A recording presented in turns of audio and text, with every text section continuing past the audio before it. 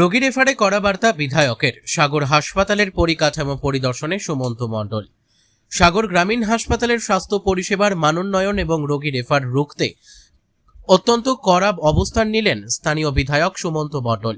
বৃহস্পতিবার সাগর ব্লকের বিডিও কানাইয়া কুমার রাও এবং বিএমওএইচ এর উপস্থিতিতে রোগী কল্যাণ সমিতির একটি জরুরি বৈঠকে এই কড়া নির্দেশ দেন তিনি। বৈঠকে সাগর ও গঙ্গাসাগর কোস্টাল থানার ওসি সহ হাসপাতালের সমস্ত চিকিৎসক এবং স্বাস্থ্যকর্মীরা উপস্থিত ছিলেন। বিধায়ক সুমন্ত মণ্ডল স্পষ্টভাবে জানান, সাধারণ মানুষকে উন্নত স্বাস্থ্য পরিষেবা দেওয়াই সরকারের মূল লক্ষ্য। হাসপাতালের 24 ঘন্টা নির্বিচ্ছিন্ন চিকিৎসা পরিষেবা নিশ্চিত করার নির্দেশ দেওয়ার পাশাপাশি বিনা কারণে রোগী রেফার করার প্রবণতা নিয়ে চরম অসন্তোষ প্রকাশ করেন তিনি। বিধায়কের নির্দেশ, কোনো রোগীকে রেফার করা হলে তিনি শেষ পর্যন্ত কোথায় পৌঁছালেন এবং সঠিক চিকিৎসা পাচ্ছেন কিনা তার সম্পূর্ণ ট্র্যাকিং রিপোর্ট রুখতে হবে।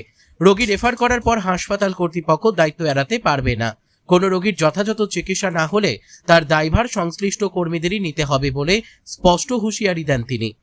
সাগরবাসীর সার্বিক স্বাস্থ্য সুরক্ষা নিশ্চিত করতে এই বৈঠক অত্যন্ত তাৎপর্যপূর্ণ বলে মনে করছে স্থানীয় মহল। দক্ষিণ 24 পরগনা সাগর থেকে রবীন্দ্রনাথ পড়ুয়ার রিপোর্ট, বিগ নিউজ বাংলা।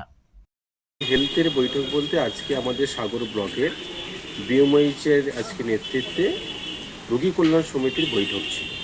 আমি এই বৈঠকটাকে একটু এক্সটেন্ড করি।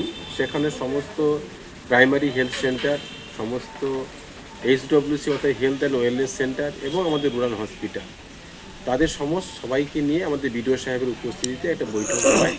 যে বৈঠকে আমাদের প্রপার কথা হলো এটাই, স্বাস্থ্য পরিষেবাকে সুস্বাস্থ্যের জন্য তার পরিবেশকে সঠিক করতে হবে এবং ডাক্তারি পরিষেবা 24x7 করতে হবে।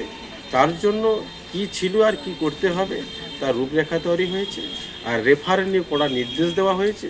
একটা রোগীকে রেফার করলে পরে সে শেষমেশ কোথায় গিয়ে ভর্তি হচ্ছে, অর্থাৎ তাকে ট্র্যাকিং করা, এটার দায়ভার আমাদের যারা এখানে রোগী কল্যাণের জন্য যারা আছেন তাদের দায়ভার নিতে হবে।